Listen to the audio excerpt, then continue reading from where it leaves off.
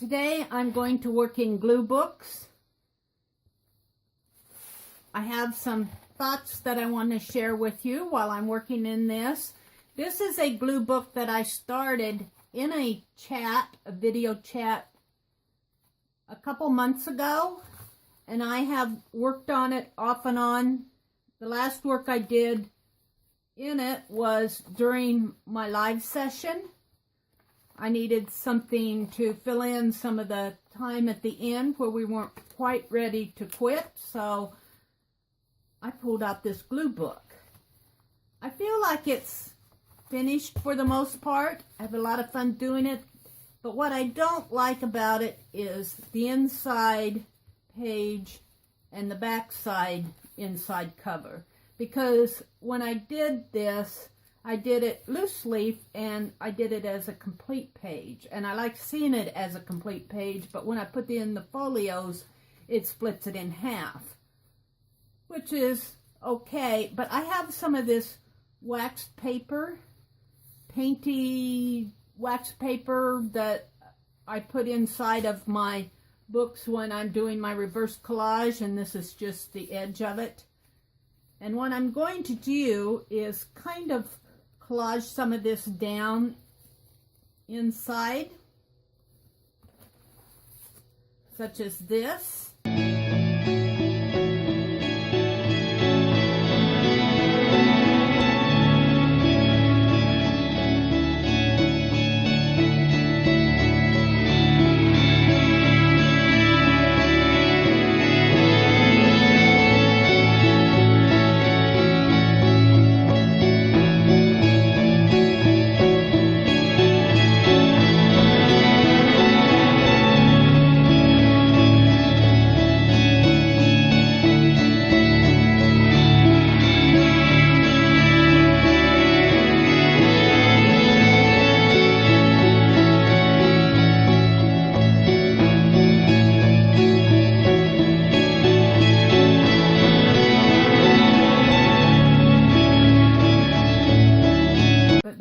I'm happy enough to finalize this as a finished glue book. And I think what I'll do, because I don't have any information in here saying who created this, I'm going to put created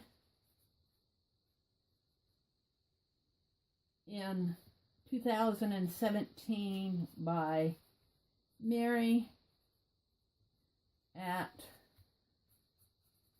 the Meri Atelier.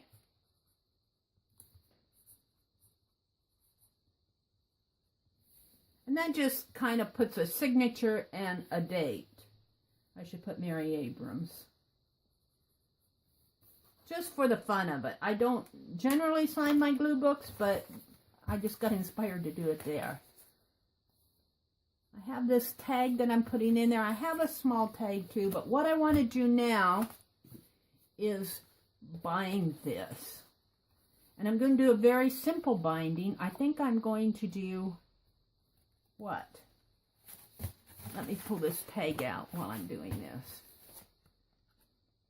Before I bind it, let me talk about how I approached this glue book that is different from the glue books that I approached before.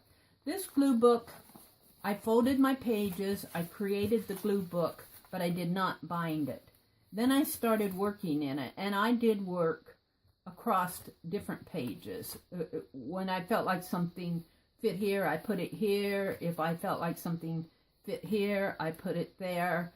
So I worked across different pages, but I did not have them bound.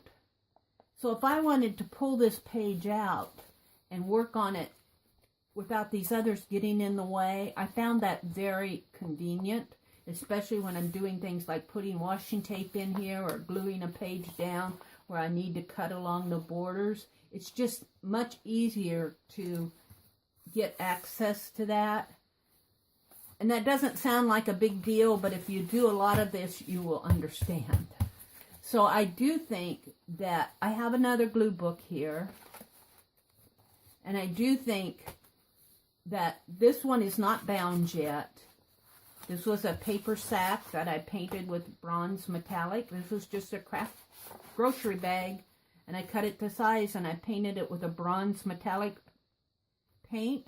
And if you remember when I did my experiments with the small jelly plate that I received from Meri Abrams, who, by the way, I do not think is any relation to me, but it was in the craft box that was going around in the My Year 2017 group, and she passed that jelly plate on to me, and I loved working with it so much I have a large jelly plate now, but that's for another video. But this is one of the prints from it, and I just love that print. So this glue book goes into here. These are the folios that I chose. I'm not going to do a big flip of them, but I have 4 of them. But what I wanted to point out is I have not bound them yet. And I think I'm going to work in this with them being loose leaf. I just find it more convenient. I find it easier. Maybe not everyone would, but I do. I find it a lot easier to work on these pages if I want to pull something out and work on it separately. I'm just dealing with this one sheet rather than the entire book at once.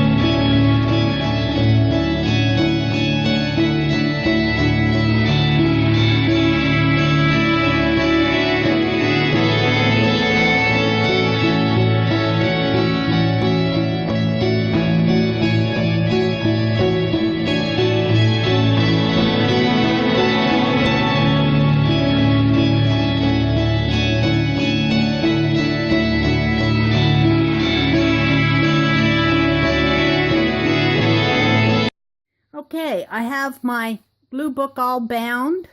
I wanted to show you these tags again. I got inspired to do these tags from Dawn at Let's Make a Mess Today. I did a video on this, but I will put a link to her video on how she created these tags. And you say, well, why do that? What use are they? Well, you can gift these tags, put them in Happy Mail. I think they're fun. I like to get a colorful back and a colorful front, and I wrote words on mine. You could embellish them. This is just a way to use up those old magazines that are sitting around. How cool. And with this eyelash yarn, it just adds some artsiness to it. But I decided to use this eyelash yarn. I got a bag of it at the thrift store, but I used it to bind this glue book. How cool. It just adds this fussiness on here. I should put them in embellishment of some sort. I'll look through my, well, let's see what I have here.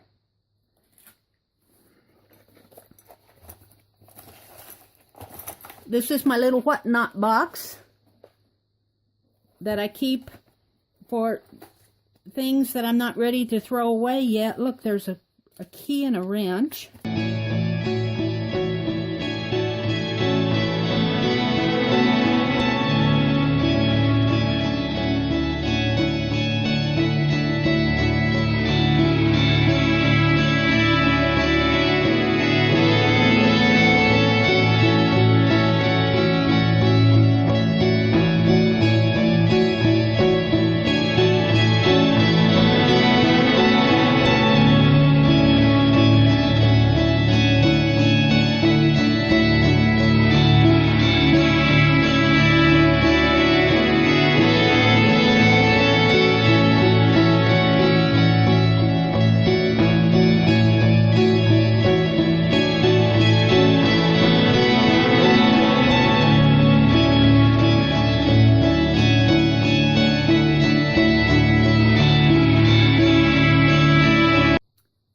it is. My finished glue book. All done. All bound. Why do you make them? What is the purpose of it? That was a question in my live session. And I thought it was a very good question. Why do we do this? I wanted to cover 2 reasons that I could think of. One was being it uses the scraps that are left over that I can't throw away. It utilizes and recycles things that would normally get thrown away and that we can still enjoy. Well, if you just put it on a bookshelf, who cares? I mean, you make it and who cares? Well, you don't have to put it on a bookshelf. You can gift it to somebody if you think that they will appreciate it and won't throw it away themselves. Give it as a gift. The most important part for me is the process is the purpose. The process of putting all of these elements, found elements, images down on the page, for me, for Meri at the Meri Atelier, is the purpose. The finished product is fun. It's nice to look at. Yes, a lot of them go on my bookshelf, and they'll sit there for several months. I may take them out later and get inspired by them and look at them. But it's the process of doing that. It's that creating. It's that finding these images that appeal to you that would normally get thrown away, put it down on a page, and this word composite really has a lot of meaning to me in 2017. It's taking images from here and images from there and bringing them all together onto a page that really is fun, makes some sense, tells a story. Here, these are just junky tags, doing what you love, making these tags, enjoying the process. Here's an ATC stuck in here. Love that. Here's a little girl hugging her mother. These came out of my Childcraft pages that I'm altering that Childcraft encyclopedia. These were some fussy cuts that I had left over. Earn a living, and here was a story of a hobo. I should do a flip of this, and I'm going to do that right now really quick. This is the cover, history in the making, fun day, and of course I have the big alarm clock. These I added today. I love the fuzziness of this eyelash yarn that I got very cheap. This washi tape just accents the scrapbook paper, which is very much a graphed paper in the background. These numbers were contents pages off of a magazine in the contents page. These were the page numbers. I love them there. A nice border.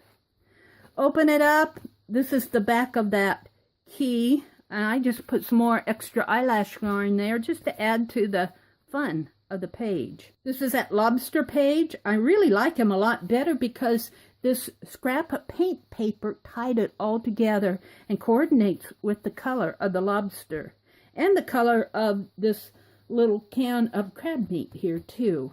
At home in nature, here's a little llama peeking out at us, and the Pony Express riders down here. These were scraps that I had on my desk. I didn't know where to put him, so I feel like he fits there. And here's another, I'm calling these Dawn tags. Dawn at Let's Make a Mess Today. That's where I got the idea to do those. Fits right in there. I really do like it there. Puddle on in. This was a lampshade. I'm sure it was a home decorating magazine, but they had a top-down view of the lampshade and a big photo of it. But Puddle on In was an advertisement. Somehow, I feel like these tie together, and the colors go together on this page. Awesome. And, of course, this was scrapbook paper, little bird in here. And I had used a binder to bind this into another journal, and I wanted some 8.5 by 11 scrapbook pages, and I went and tore them out of that other journal to make some pages here, and that's what these sprockets are from. Whispers from the Past. Here again, I have some fussy cuts from that Childcraft encyclopedia that I'm altering. Whispers from the Past, and here's a Victorian style home. This is just scrap paint in the background. This is very cool. I like this a lot. These were completely unrelated. This came from a magazine that was probably published 4 years after this needlework pattern was published. I love the colors in this needlework chart. And the color of that pumpkin, of course, is done on a large needle-pointed pumpkin decorative element. And here's some lace that I got at the Goodwill that just a scrap, I was distressing it. Just ties together. I like it. This page was one of my very first pages in this glue book, and I didn't like it until I started adding these elements with the dog and the 2 little boys. Then it started all coming together. I did this during my live session. I put a flip page here. Another fussy cut from the Childcraft encyclopedia.